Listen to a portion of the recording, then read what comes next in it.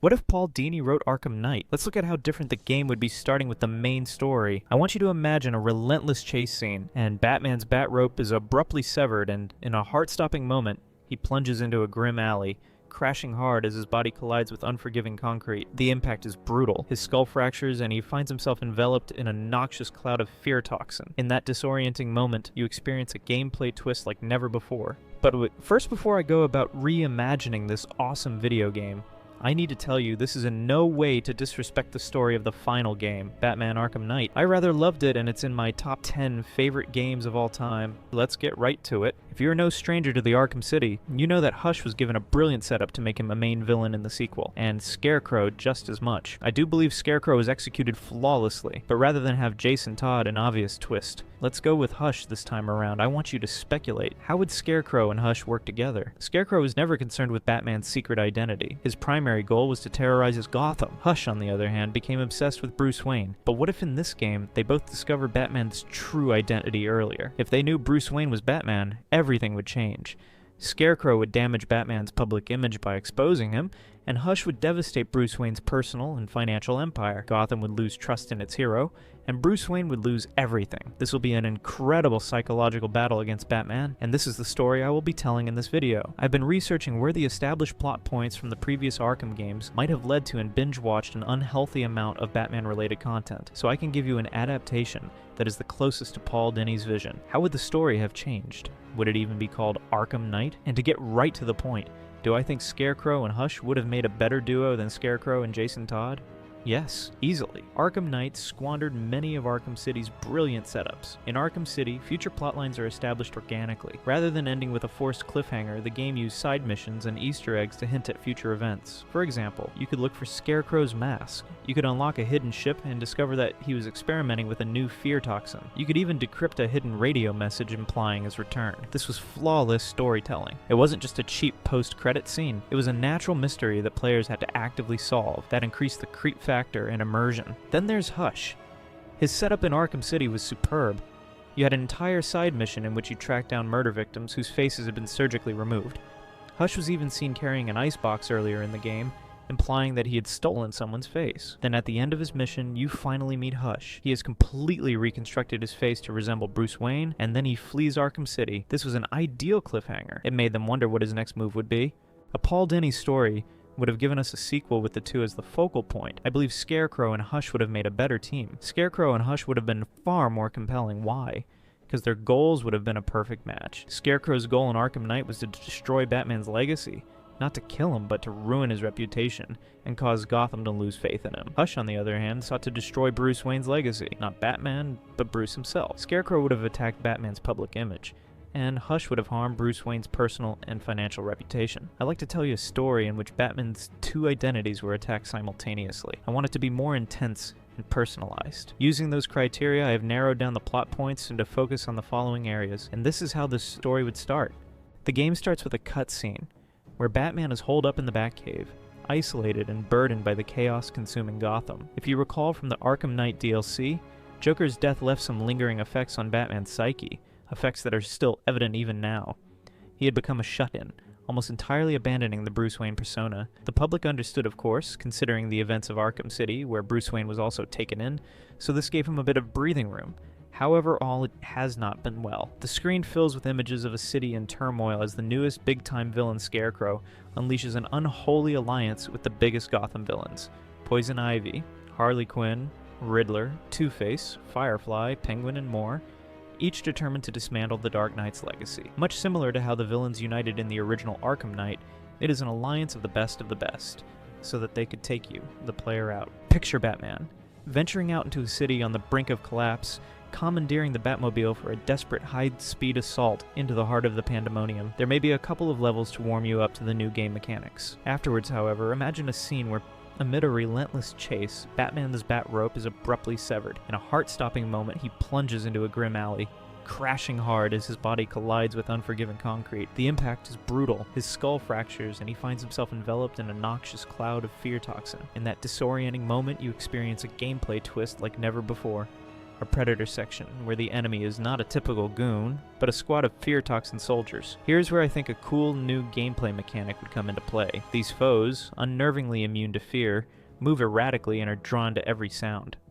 Imagine the tension as Batman is forced into a silent Predator encounter with a time limit, tactical combat, his every move critical to avoid being swarmed by these relentless, sound-hungry adversaries. The fear toxin is making it hard for him to differentiate between fiction and reality, and he's to work fast, otherwise he will pass out from blood loss, and your vision will get blurry every minute. And just when you think you're done, in comes the Joker in an epic fashion. And there we have it, the Joker is back. As Batman struggles to escape this relentless assault from the enemies, Catwoman comes to the rescue, and I feel like this would be a much better role for the character. As they regroup, a somber call from Alfred pierces the chaos. The message is devastating. Bruce Wayne's identity has been stolen by Hush. The man behind the mask, the billionaire philanthropist, has been discredited. Hush, wielding Bruce's face as his weapon, has systematically dismantled the legacy of the Wayne Empire, turning Gotham's citizens against Bruce Wayne. There is footage of him making deals with the criminal underworld, discontinuing charity projects, and removing support from development projects in Gotham. Perhaps even committing acts of murder. Batman is seemingly out of commission for a while, and Bruce Wayne is just as screwed. Scarecrow and Hush are working together, and it's clear that they know his identity. Batman, however, doesn't retreat. He calls in Lucius Fox for a new suit, one that would enable him to survive the ordeal for the night just a little while longer, and this is where we get a suit-up scene that will give us our main one for the rest of the game. We have a Batman with a fractured skull, doused with fear toxin and potentially hallucinating the Joker.